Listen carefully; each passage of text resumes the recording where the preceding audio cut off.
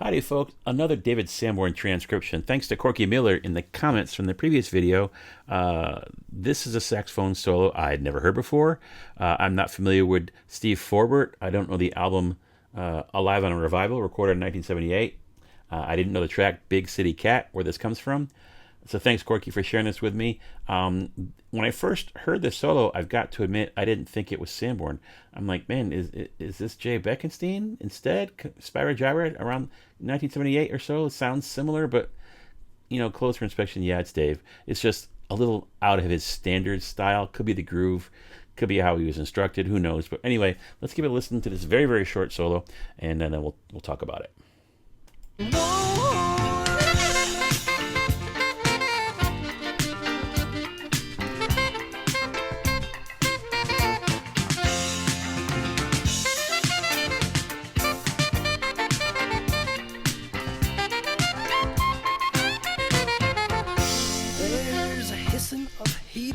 That's just straight diatonic, F concert, major scale, a little bit of bebop influence in there. It's like it kind of surprised me, but yeah, Dave's nailing this. That's what he does.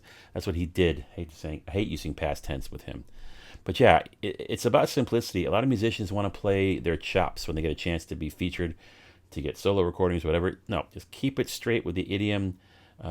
Be respectful of the group, the genre, etc. So let's talk about this solo a bit. So at the beginning, he's just starting off. We're going into F concert, which is D major for the alto sax, and he's just going from 5 to 1, straight up scale. Now that first riff actually reminds me of Jay Beckenstein from Spyro Gyra's Morning Dance. I think recorded around the same time or so. Maybe that was subtly under his head, who knows, but let's get back to it.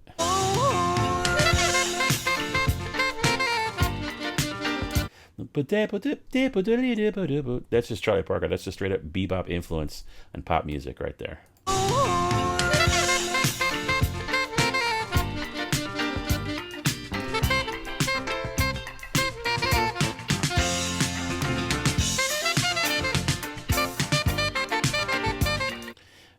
It's all major. There's no chromatics in here. The first chromatics are about to come up right here.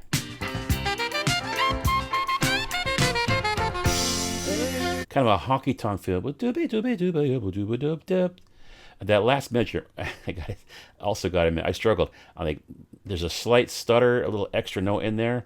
I know the riff he's playing. This is a simple, honky tonk thing. There's an extra note that threw off the timing, but it's super straightforward. Simple chord changes: 1 chord to the 2 chord to the 5, to the 4 to the 1. It's this F major. Super easy, folks. If you're learning improv, just getting used to this stuff. Stick to the key, keep it simple, focus on the scales, the arpeggios. This solo kind of shows why knowing your scales, knowing your arpeggios matters. This thing starts off with the ending of a scale.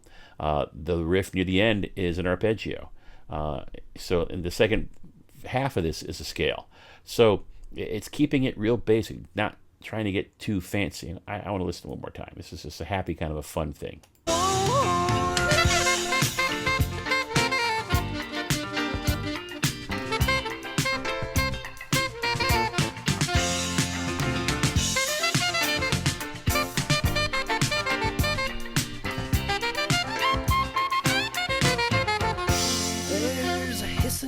Now, after the last verse and chorus, Sanborn plays again in this track, doubling the vocal riffs, and then does a little bit of improv, but it's that same that kind of that Charlie Parker F kind of riff thing there, but simple, effective, get her done type work.